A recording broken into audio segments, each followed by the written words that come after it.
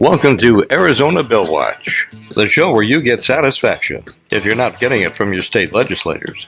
We report and comment on what happens at the state legislature and alert you on what is coming up next. And now, Arizona Bill Watch.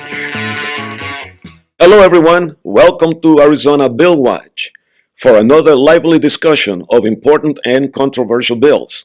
I am your host, Jose Borrajero. Thank you for watching. There is a lot going on at the Capitol these days, so stay tuned because we have a fantastic show for you today.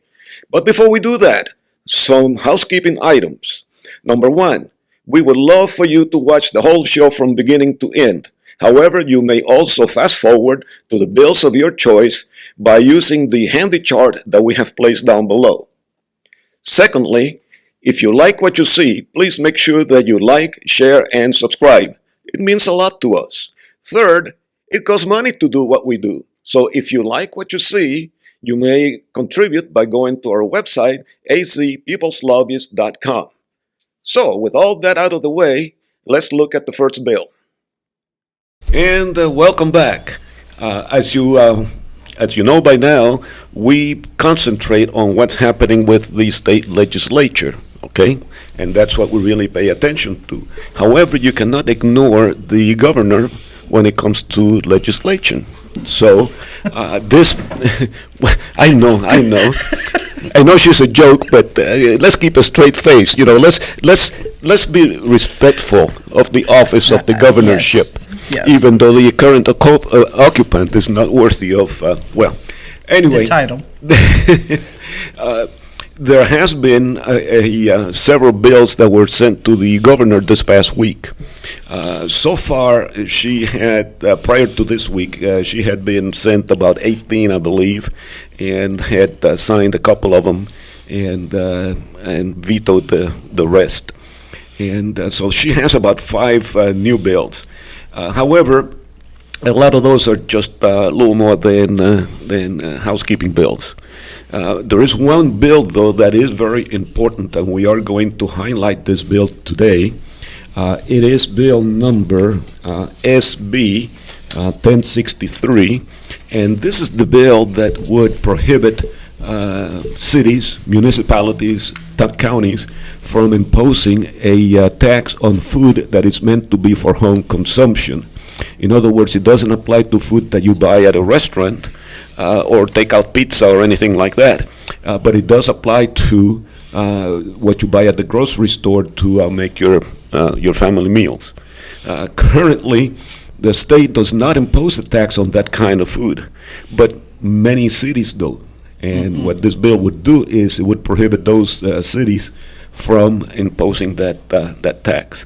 And we've been taking bets as to whether the governor, who purports to be a champion of the poor people and the common people and the middle class, etc., whether she would sign that bill because it is middle class relief, or whether she would veto it as she has been doing with all of these important bills.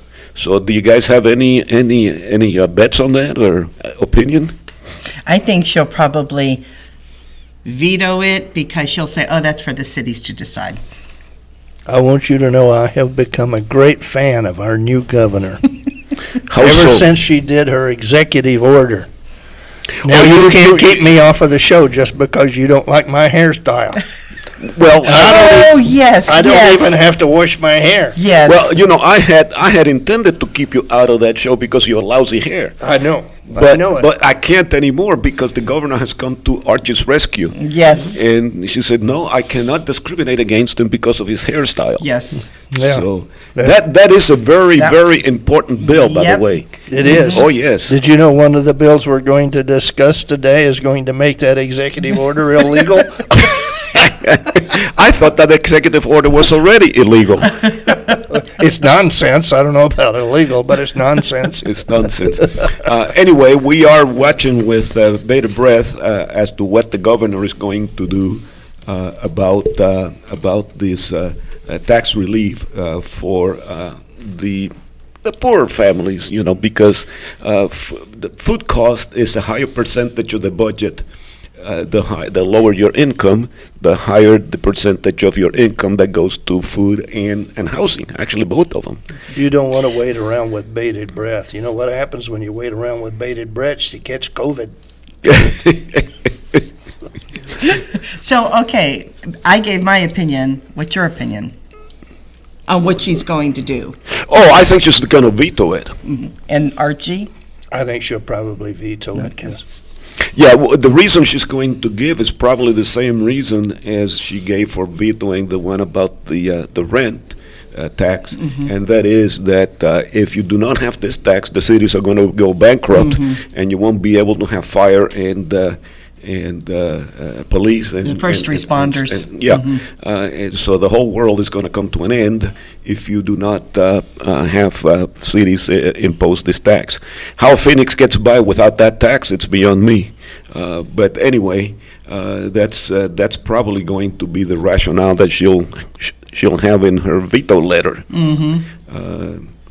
And the one argument that has been used by the Democrats who oppose this bill is that it is a very small amount that, it'd be only pennies that people would save, so it's not worth it. But to that, my retort is, okay, it's too small, fine. Now tell me a bill or tell me a tax relief that is large Yes, that Democrats have supported. right, I'll wait. right. Okay, so it's a bunch of BS. It's a bunch of BS. They just don't want they want to tax people as much as possible, and no kind of tax relief is appropriate for these Democrats. That's right. So with that, we'll move on to our. And you know what? Those little pennies that they say add up to a lot of money for a lot of people. Of course, of course. So with that, we'll move on to the next bill that will be in our legislature.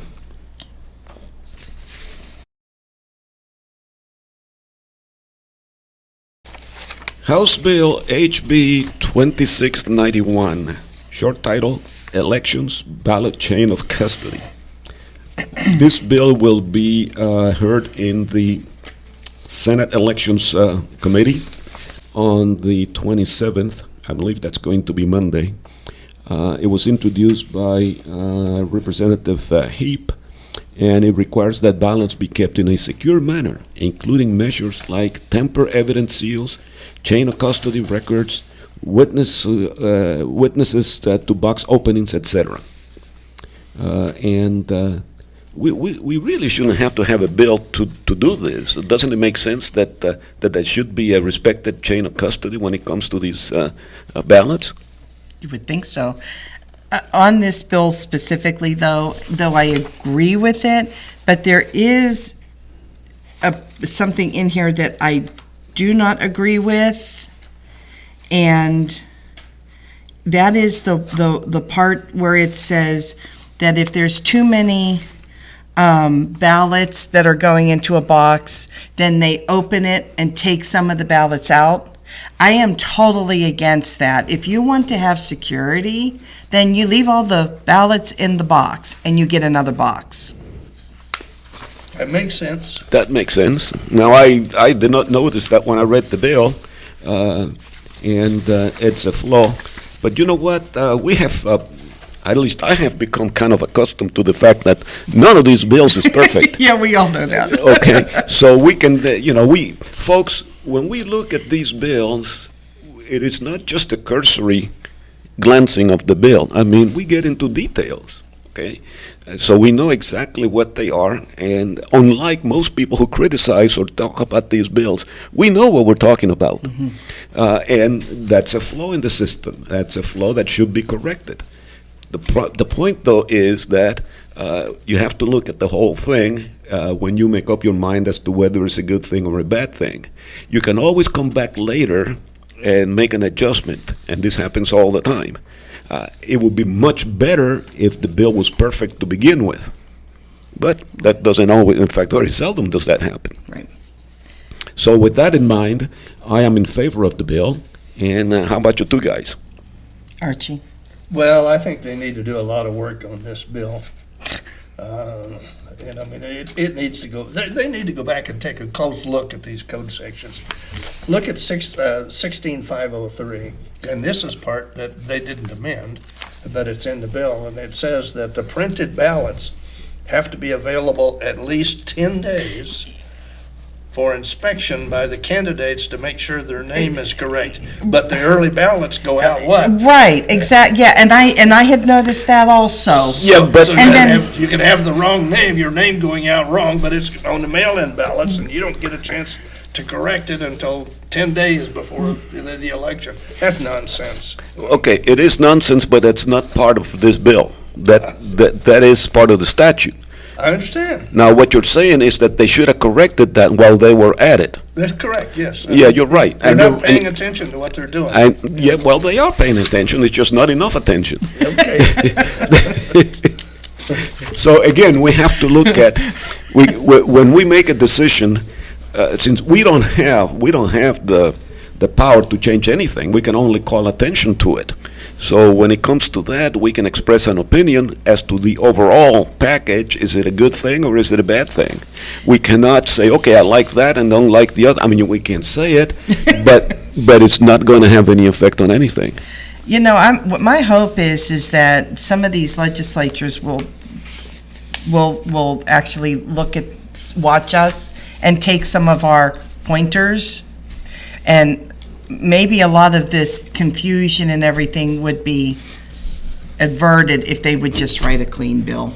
Not only that, they should reduce the amount of bills introduced from 1,700 to Yes. a little more manageable, so that they will have time to take the time Exactly. to look through these bills properly. Yeah. But then again, that's not going to happen. I mean, we can complain, we can bitch and moan about it, but it is what it is. Yeah. Well, you need to look at 16564 too.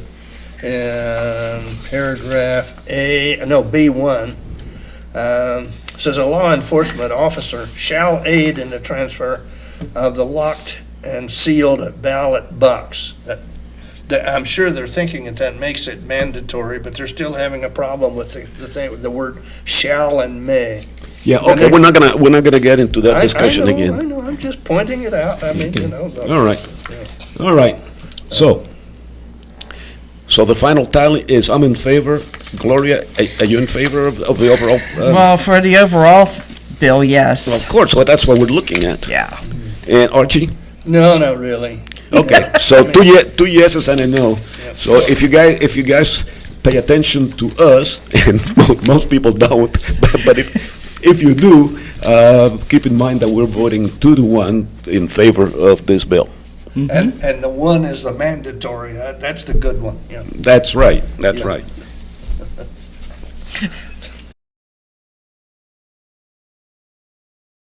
Senate Bill SB 1106. Short title, Social Media Platform Standards Notification. This bill is going to be in the House Commerce Committee on the 28th, which I believe is Tuesday. It was introduced by Senator Rogers. And by the way, every one of the bills that we're talking about now are bills that already survived the Chamber of Origin. We are taking a second look at most of these bills. The ones that we're not taking a second look at are the ones that we somehow had to skip initially because we couldn't talk about all of them. But anyway, this bill is designed to modify the extreme behavior that these social media platforms have been using in terms of censoring people and so on. So I am in favor of this. And how about you guys? Okay, I'm in favor of this, but to me, this bill is a mess, just from my reading it, and I think I'd have to read it several times. But the one thing that I found interesting is that it says, a social media platform is not required to notify a user if the censored content or material is obscene, as described in 133501. It seems to me that if somebody is being censored for something, they should be made aware of what they're being censored for. And the other thing I saw, what I gleaned from this was that with that piece is that if somebody can still not like something you say and you get censored. So I'm not sure how I feel about this bill.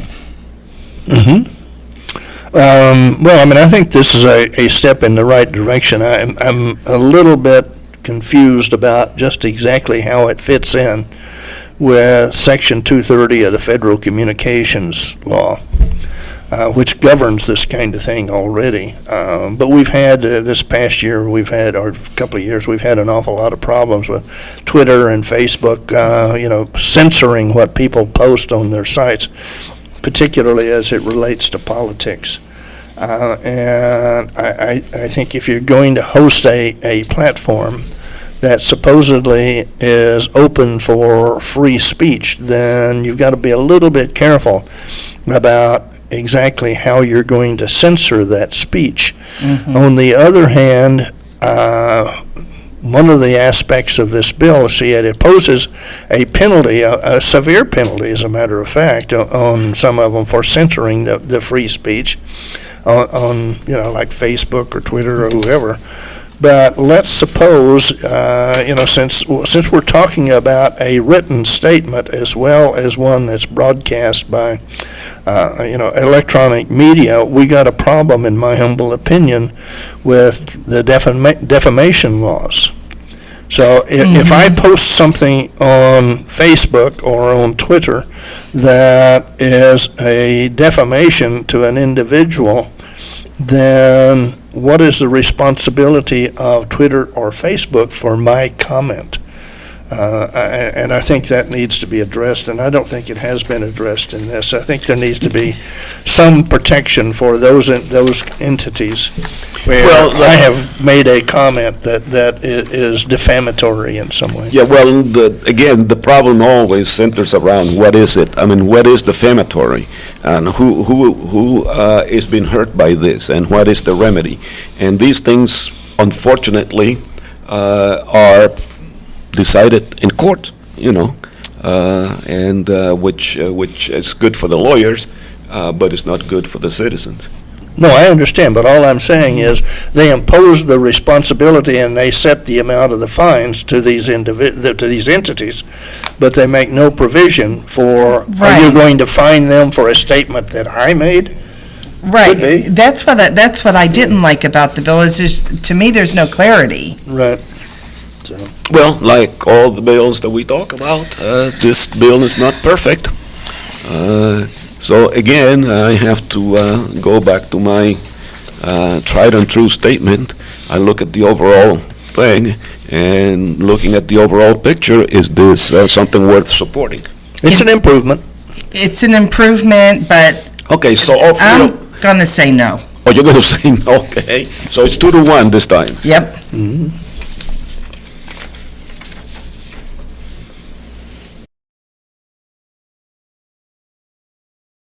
Senate Bill SB 1163, short title, Bond Override Contracts Prohibition.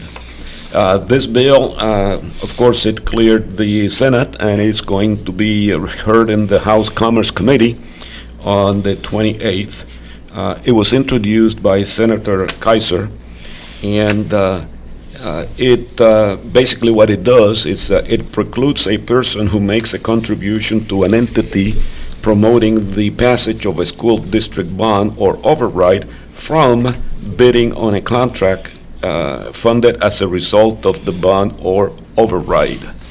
Now, I cannot overstress the importance of this bill. Again, it's a flawed bill in one sense, and that's not going to change my mind about it. And the language is that the entity that did the supporting, a contractor usually, is forbidding from bidding on a project. But what about all the projects that are granted on a no-bid process? So you follow the letter of the law? No, we didn't do, they didn't do any bidding, so we're following the law, but yet they're getting the contract. So that is a flaw in the bill. But other than that, I am a staunch supporter of this because we see it all the time. These contractors, these huge companies, provide a lot of support for the bond issue or the override, and then they turn around and they are contracted to do the job. So there is a very, very clear conflict of interest. So it's extremely important that this bill would be passed into law, which is not likely to happen with the governor there, but we need to send it to her and have her own the veto if she chooses to veto it.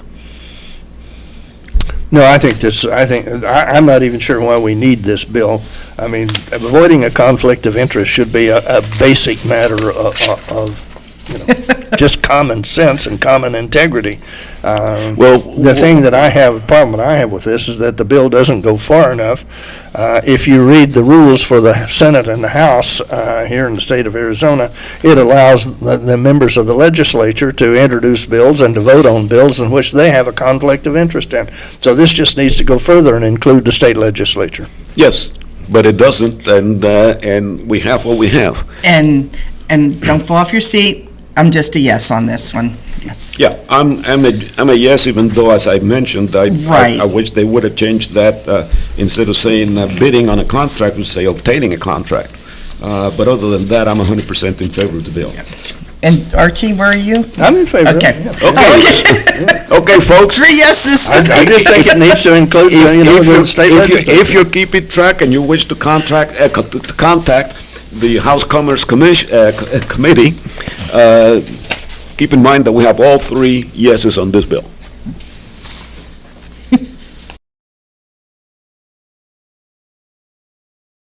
Senate Bill SB 1030, the new short title. And the reason why we have a new short title is because this bill started out as something else, and somewhere along the line, an amendment was attached to this bill. It's what we refer to as amend everything. Strike all, yeah. Strike everything amendment, meaning that the whole text of the bill was wiped out and replaced with new text. And so that is why we say that now it says sexually explicit performance regulation.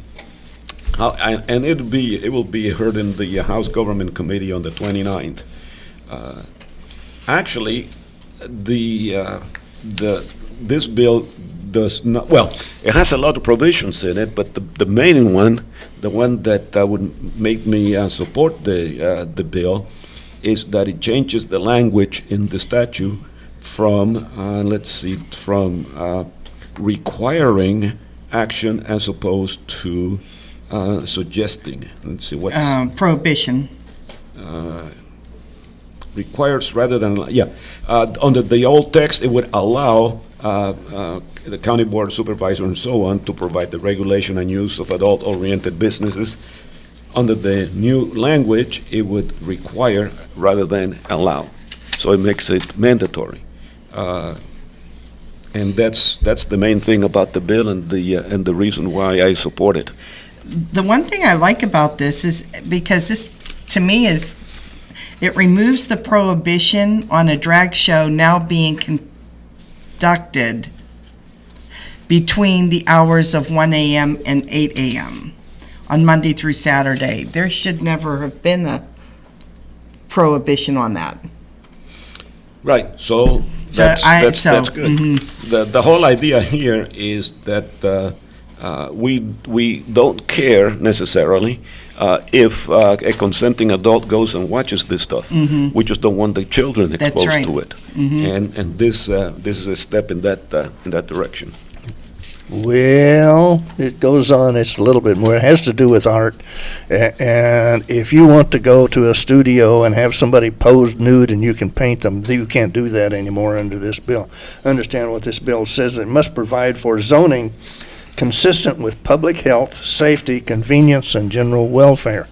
But then if you go to on page 4 of the bill to subparagraph bill, it exempts and prohibits, it exempts colleges and universities. So, I mean, they can have anything. They can have a cabaret and they can have drag queens and all of this kind of stuff. It also doesn't prevent public libraries from holding this kind of thing. So, I mean, it's, So what you're saying is the bill doesn't go far enough? doesn't go far enough, yes. Okay, exactly, and I agree with that. Yes.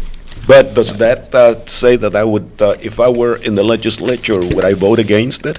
No, I would propose an amendment, and if the amendment failed, I would still be in favor of the bill. Well, but this is a strike all.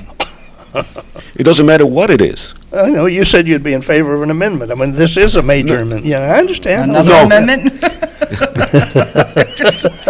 Okay, folks, the strike everything amendment, it's like a brand-new bill. You can amend, you can further amend a bill that has already been amended. Come on. I understand So, that, yeah. so I agree with Archie, but I'm a yes with this, especially because of what I said. Okay, and you, Archie, what's your position? Oh, I think it's a step in the right direction, Yeah. but again, it's like, when you're going to post, when you're going to do a bill, why don't you do it right from the beginning? Stop screwing around with yes, this. I understand. So Why exempt colleges and public libraries? of all organizations, they're the least. But folks, it is what it is. So we have 3 yeses in this. Yes. All right, folks at home, keep in mind that we all 3 of us support this bill. In spite of the fact that it has some flaws, like most bills do.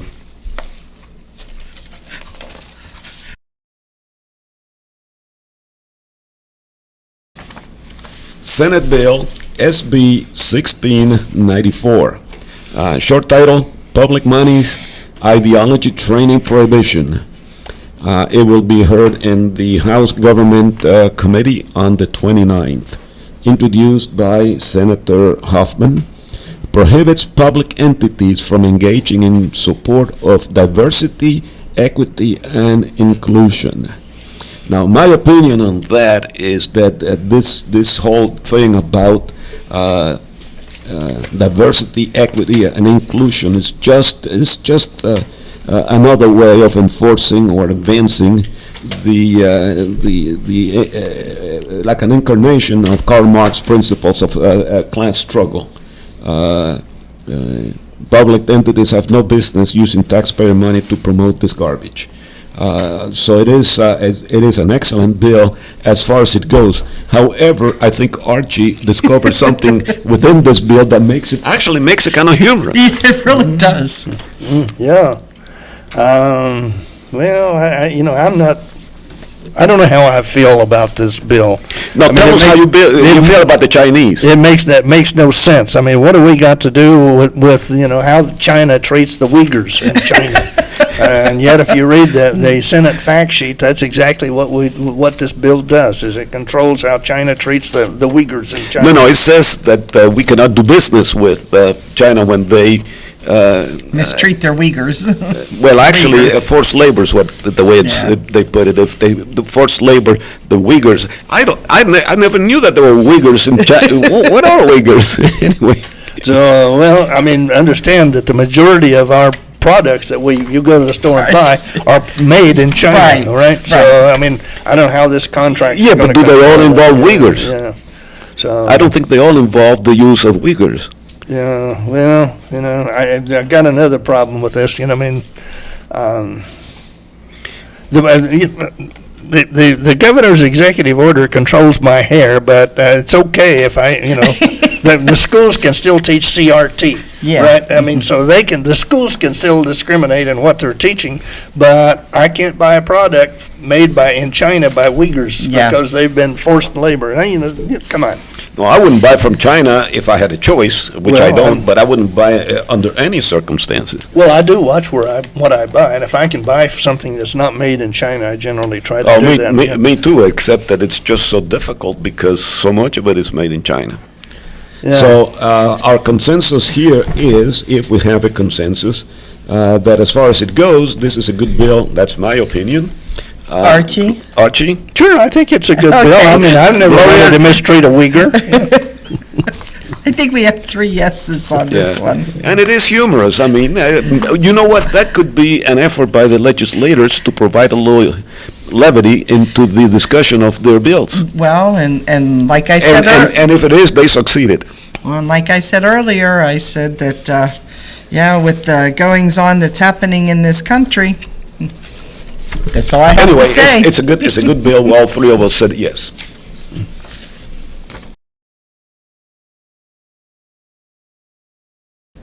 Senate Bill SCR 1024. The short title is Now Preferential Treatment Discrimination Prohibited. It will be in the House Government Committee on the 29th. It was introduced by Senator Watsack. And the reason why it says now preferential treatment and so on is because this was a strike everything amended bill. And for those folks who don't know what it is, it's a bill where the entire content of the bill was replaced by the content of another bill. And so it is an amendment that changes the whole character of the bill. And without getting into all the nuances of that, which we've done in the past, we have now a situation where it's a brand-new bill for all intents and purposes. However, the main thrust of this bill, and the reason why I, for one, support it, is that, well, first of all, it does not, it's one of those bills that bypasses the governor, because if this bill is approved by both chambers, it is an SCR bill. That's a Senate concurrent resolution. If both chambers approve this bill, it does not go to the governor, so she does not get a chance to veto it. It goes directly to the people for a ballot measure, and the people get to vote on it. And it is a constitutional amendment, which by constitution has to go by the people. It cannot be done by the legislature. All they can do is refer it to the people. And so it is a good thing, because it prohibits an individual to endorse giving preferential treatment on the basis of race or ethnicity as a condition of any hiring, promotion, or contracting decision. So it's an anti-discrimination bill. Why we need it, that shouldn't be, but I guess we do. Well, that's the thing I say about a lot, we already have, I thought, bills about discrimination, but what do I know? But I'm for this bill. I am for it too. Well, it has some problems, yeah.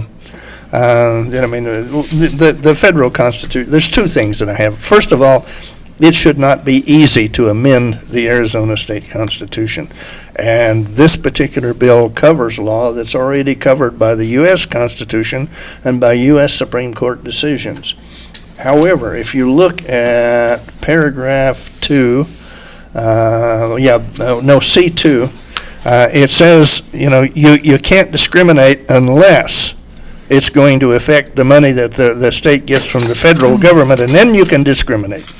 That don't even make sense. If you can't discriminate, you can't discriminate. Okay, well, wait a second, Archie. You and I have discussed this a lot in the past. I know. You cannot go against the federal law. Every time we bring up the subject, you say, no, the federal law supersedes the state law.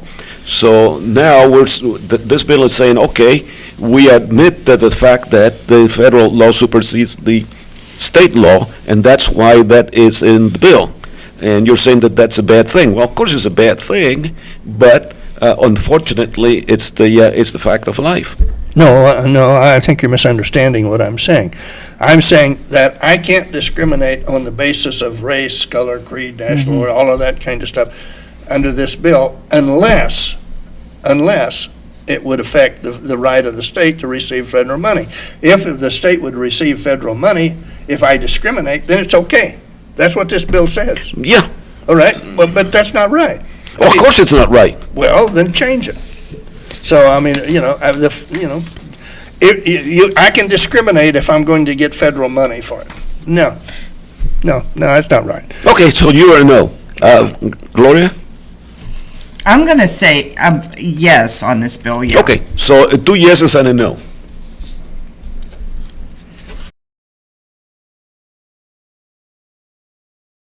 Senate Bill 1144, short title, Electronic Ballot Adjudication Prohibition. This bill is going to be heard in the House Municipal Oversight and Elections Committee on the 29th. It was introduced by Senator Hoffman. And basically it says you cannot use electronic machine in order to adjudicate ballots. Why we have to adjudicate ballots in the first place is beyond me. Why should we have to sit there and guess as to what the That's voter what I think. had in mind when he screws up the ballot? Right. So again, it's one of those bills that we shouldn't be adjudicating those bills, those votes, those ballots anyway. But as long as we're going to do that, as long as we cannot get rid of that, then I guess it's good that it's not done by a machine, that it has to be done by people with witnesses and people watching and so on. The one thing that, the problem I do have with this is, and I think this, if I remember correctly, is that you can handwrite the bill, somebody else with witnesses can Vote for redo the bill. And for that reason, I don't like this bill. I don't like the fact that somebody can, as you had said, think, well, this is what they wanted. Okay, but again, let me remind you that what we're discussing here is not the statute. We are discussing the amendment to the statute, which would be what the bill is. We now do have that kind of adjudication. True, I would like to see a bill that says absolutely no adjudication. If you cannot tell, if you cannot match the signature, if you cannot tell what the bill is like, forget it. Throw out the bill. Throw out the ballot. But that's not what we're talking about here. We have a situation in which we are already doing adjudication. All we're saying in this bill is that when we do this, that we cannot use the machine. And to that extent, I'm in favor of the bill. It makes a duplicate ballot mandatory to be hand counted. Yes, and I think that's a good idea. I don't like how we get to the duplicate. Right. Ballot. I don't either. But again, that's not what the bill is doing. And of course, I mean, there's other matters where there's internal conflict in this particular code section that needs to be corrected, and it wasn't corrected. So, and that's But overall, Gloria, you're in favor of the bill? No. I'm overall in favor of it, except for the. I'm in favor of it. Okay, so again, hey folks, this is not right. We have 3 people in favor of this bill, and several bills have had that fate today. So. With protest, but. Well, again, unfortunately, we're not emperors of the universe. If I was emperor of the universe, I would wave my wand and say, I would write this bill the way I want it written, and pass it and sign it into law.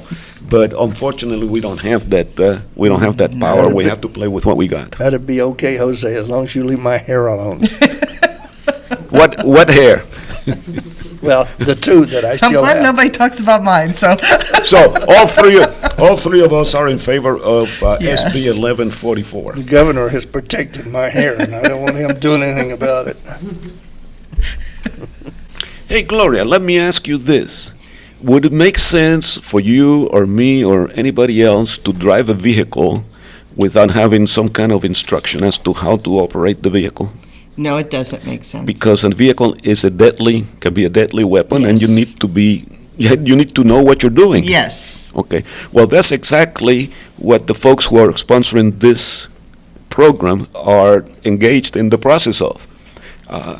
If you listen to this short commercial, but do not sign away yet, because we have a lot of other bills to discuss following the short commercial break.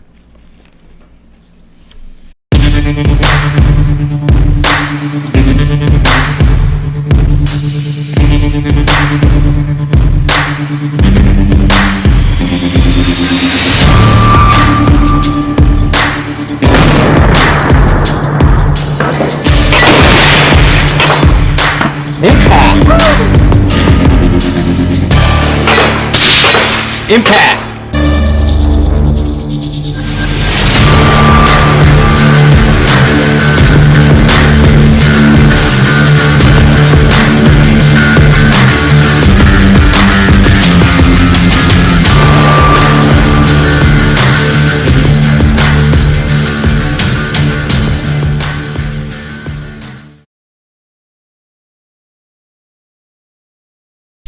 Welcome back, folks, because we still have a lot of bills to go through, starting with SB 1264, short title, Officials Political Action Committee Prohibition.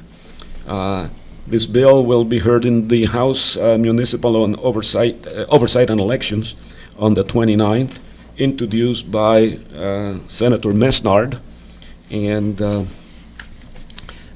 this is another one of those bills that we should not have to have a law to do it, okay? But unfortunately we do. It has to do with conflict of interest. And the way it reads is an individual who is an election officer or employee or who oversees any significant aspect of election operations may not be the chairman, treasurer, or other member of a political action committee. In other words, if you are in any way in charge or participating in the election, you cannot be an advocate for the one individual. Now, we saw that very blatantly violated in that the governor was overseeing the election, Yes. and she was a candidate, and that just should not happen. So it's aimed at avoiding conflict of interest. We know that there's conflict of interest in the legislature. We know that school teachers get to vote on school matters. We know that people who own paving companies get to vote on projects, for road projects, and so on. We know that this happens. It should not happen. That doesn't make it right. This one addresses one particular part of that, and to that extent, it's a bill that I would support. I support this bill. Well, I know. I mean, does the author of this really think that a member of a PAC is the only one that's interested in an outcome of an election? How silly. You know, if you're going to make a bill like this, make it apply to everybody. Make it apply to Governor Hobbs when she was the Secretary of State. Isn't there a bill? Make it apply to a candidate who is in office. I mean, look, you know, I'll tell you quite frankly up front, you know, I mean, I have interest in the outcome of the elections. Does that mean I can't go in and work? Well, under this bill, I shouldn't be able to. It just dawned on me. They do it this way so that when they come in the next section, they have something to do. Yeah. That's why they do it. Okay, so the tally is, I support it.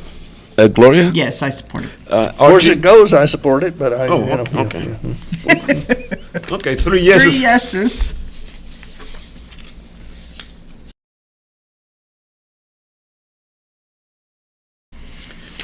Senate Bill SB 1265. Short title, Voting Elections Tally Prohibition. That's kind of a title that doesn't really tell you much, does it? No. It would be in the House Municipal Oversight and Elections Committee on the 29th, introduced by Senator Kern. And basically, well, it does two things. It prohibits what is referred to as ranked choice voting, which is ranking the candidates rather than just voting for a candidate. You put them in some kind of order, which creates all kinds of problems. It prohibits that. But it also declares something that has been happening, but it hasn't been codified, as far as I know, and that is that it provides that the person with the highest number of votes would be elected as opposed to the one with the clear majority. And we have discussed this bill in the past, and we know that that is something that in reality should not be happening, except that we don't know a better alternative. At least I don't know a better alternative. So Archie, I know you were opposed to this when it came through the first time. And he's still, I haven't changed my mind. I was gonna say, mean, he still is. Well, could you please tell us why you oppose it? Well, I mean, I think from the standpoint that it prohibits rank choice voting, I think that's excellent. Yes. Okay. But this allows somebody who only receives, say, 20% of the vote to be elected to the office rather than having to have a majority, and that's just not a good thing. It also does away with runoff elections, and no, that's just not a good thing. People should be required, if you're going to be elected to the office, you should have to get at least a majority of the votes that are cast, and this totally does away with that. Totally does away with it. Not good, not good. So Yeah. that's a no for you. Absolutely, I know, yeah. I am a yes, even though I agree with Archie on the matter that people should have a clear majority because that establishes a kind of a mandate. Yeah. However, we do not, with very few exceptions, we do not have that. We do not have it at the federal level for the president, for anyone. Very few instances do we have a solution to that, and the solution is, the good solution is to have a runoff election with the top two. But that runs into the problem, we just had it in Phoenix. We just had a runoff election in Phoenix with the 2 or 3, I think it was, that were the top people. And that's the way to get around this majority thing. But then that means additional cost. Also means a very poor turnout because people. I have not looked at the numbers for that Phoenix election, but I bet you that the turnout for that was very, very low. So again, no matter what we do, there is going to be a problem. So. You do not want top two elections in this state or anywhere else, Yeah, but that's the only way that you can resolve the fact that you have nobody with a clear majority. How do you decide who's the winner if it's not the one with the most votes and it's not the one and you don't have a runoff election? How do you decide that? Well, remember, we had this question come up a couple of years ago on the ballot, and the people voted it down on the top two. Understand that the top two may be of the same political party. Yeah, right. All right. No, but the top two is totally different. We're talking now about we're still keeping the party system where you have a representative from this party and a representative for that party. The question is that if there's more than 2 people running for the office, as it is in these so-called non-partisan elections, then you end up with not a clear majority. Now, that is being somewhat alleviated with a bill that I don't know what the fate of it was, but we did have a bill that required everyone to all city elections and all elections to be partisan. In other words, you had the party system, and that would have alleviated a lot of it. But I'm not sure what happened there, whether that bill succeeded or not. Well, there's a provision in the code which says if you don't have somebody with that has a clear majority of the vote to win the election, then you take the top number of vote getters, and they have a runoff election. That's right. And it specifically provides in the code for a runoff election. This bill totally does away with that. And that's, again, I keep on asking the same question. What happens when you don't have a clear winner? Do you have a runoff election? You go back to that code that says, here's what you do. And you have a runoff election. Okay. Yeah, you have runoff elections, and under the bill, and I don't remember what code section it is. It says that you drop off the lower vote getters, and you have a runoff election with the higher vote getters until such time as you have somebody that gets a majority of the vote. It's simple as that. You know It's what? not difficult. I think, because I know last time that I said, yes, I was for this, but I think I'm going to go with Archie on this. I think I'm a no. So this time we have 2 no's and a yes. Yep. Correct? Yep. All right.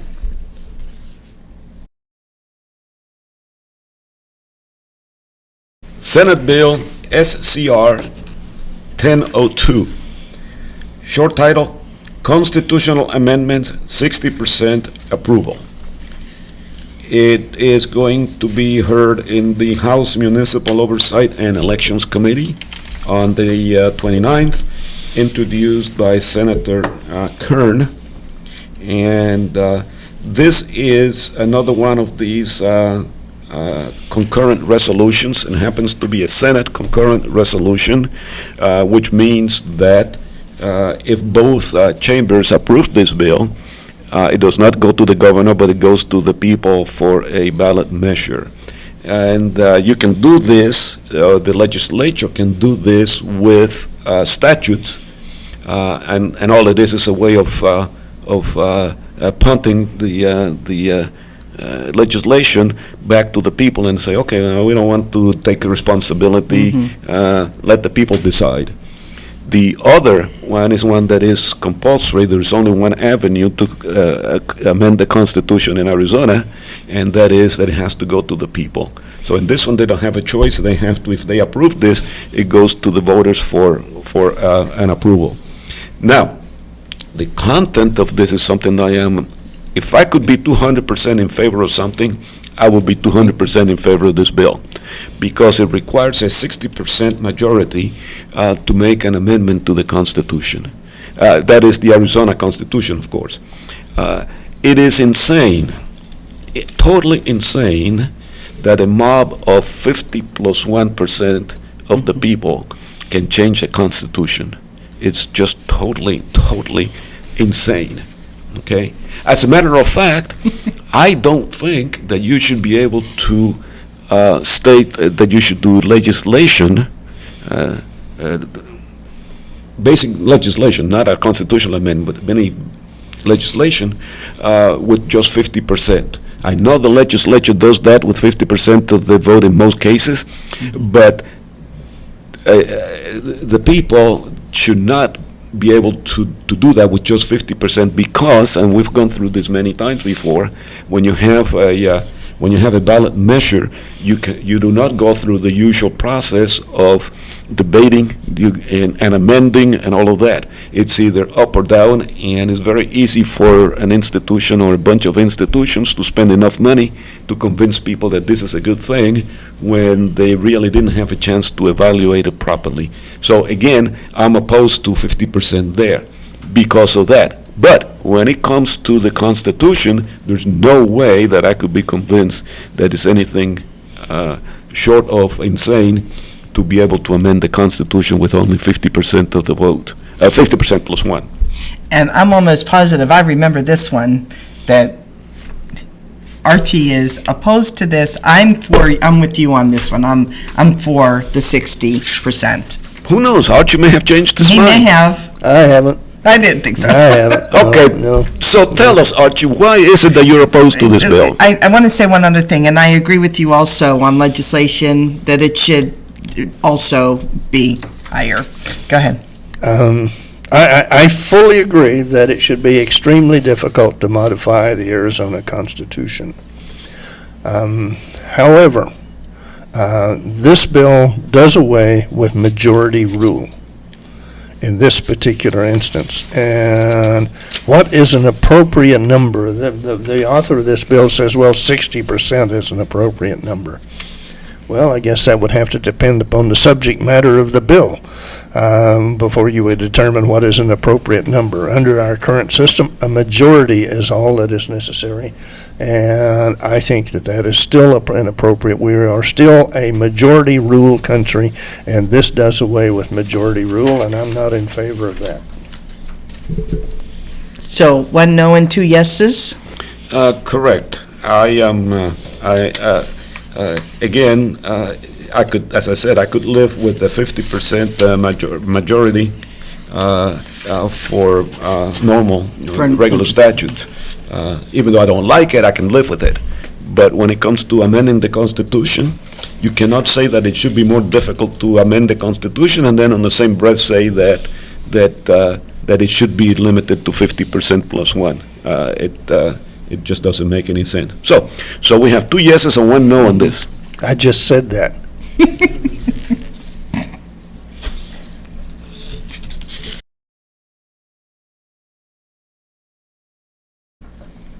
Senate Bill SCR 1027, to be heard in the House Municipal Oversight and Elections Committee on the 29th.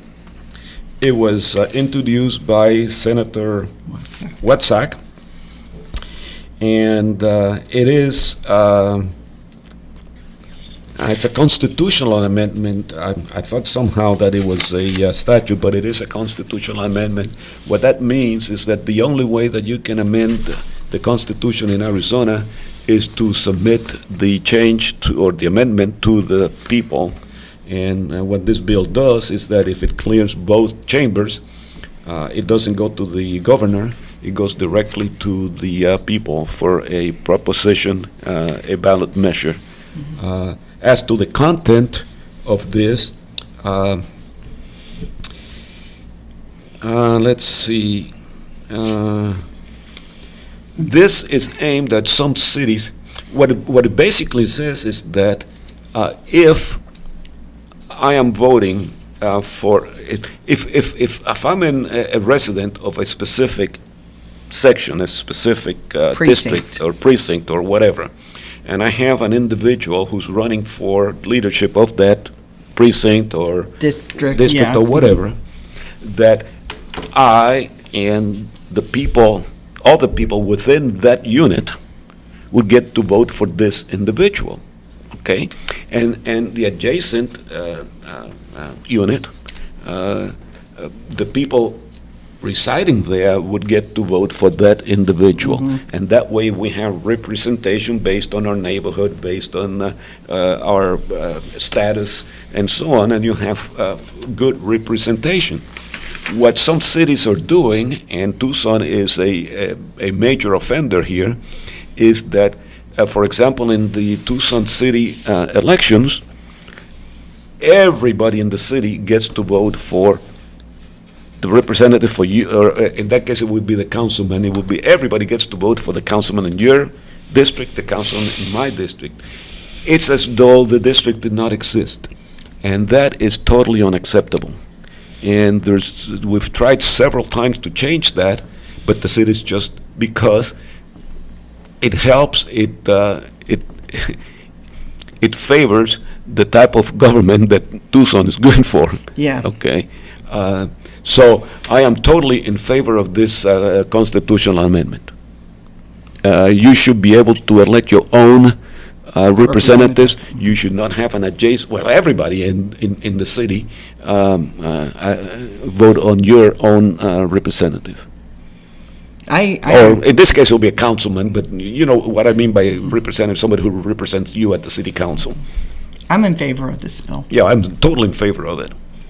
I'm totally in favor of this bill to the extent that it does away with ranked voting. Other than that, I don't think that the state or anybody else has any business getting involved in telling a city how it can or cannot run its elections.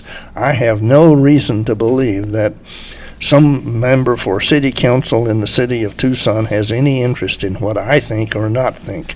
And I should not be able to, by legislation, impose my will on the city of Tucson or any other. That's up for them. If the citizens don't like it, move to Phoenix. Then you're not in Tucson anymore. No. Don't move to Phoenix. We already have too many people here. Yeah. Look, Archie. You're using my argument. You're saying that somebody else should not force you to do something, and that's exactly what this bill is trying to accomplish. We don't want somebody at the other end of town with a different set of standards impose who is going to be the person that represents me. And as far as the state not imposing their will on the cities, look, it happens in government all the time. We have the federal government superseding the state, and we have the state superseding the county and the city. These are subsections of the state. So the state has every right to impose its will, if you will, on the cities and counties, just like the federal government can and does impose its will on the states. Well, you see, therein is where you and I disagree on it, because this is going to amend the Constitution. So I, sitting here in Phoenix, if I vote in favor of this, once it comes up as a referendum or an initiative that's coming up as a referendum, if I vote in favor of it, I'm voting to control how the city of Tucson runs its election, and I don't have any right to do that. Okay. I'm so not a member of, I don't live in Tucson. I don't have any reason to control their elections. And it would be nice if the city of Tucson did it on its own, that it would allow people to vote on their own representatives and not somebody else. Yeah, they got about 1 million people living down there. They can vote however they want. If they want to change it, they can vote to change it. No, they can't, because the vote doesn't count. It's just exactly what I'm saying. They take the vote in general, so the people in one part of the town control the rest of it. So that's why the change is needed. But regardless, we're not going to solve that. If folks, those of you who are watching, So are you a yes or are you a yes on he's a no on it. I don't No. know. Yeah, I don't have any right to control how Okay. Tucson control. Okay, how so when you contact your state legislators, you can take our advice or not. And the way it works out is that Gloria and I are yeses, that's 2 yes, and Archie is a no. So which it's- means, what we do is we only give you our opinion on these Yeah. bills. You really need to go and read the bills yourself and educate yourself on what they are.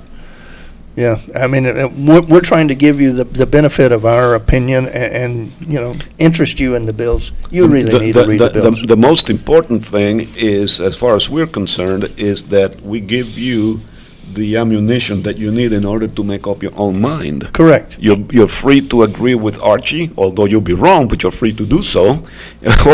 or you can agree with Gloria and me and say Be that really wrong. And also, if you want to go look at all of this, go to azleg.gov, and you can get all the information on all the bills. yes.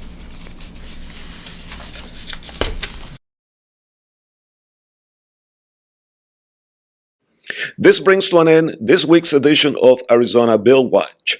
Thank you for watching. If you like what you saw, please make sure you tell your friends, relatives, and anyone else you know. And make sure you tune in next week for another fantastic edition of Arizona Bill Watch. Arizona Bill Watch, the show where you get satisfaction if you're not getting it from your state legislators.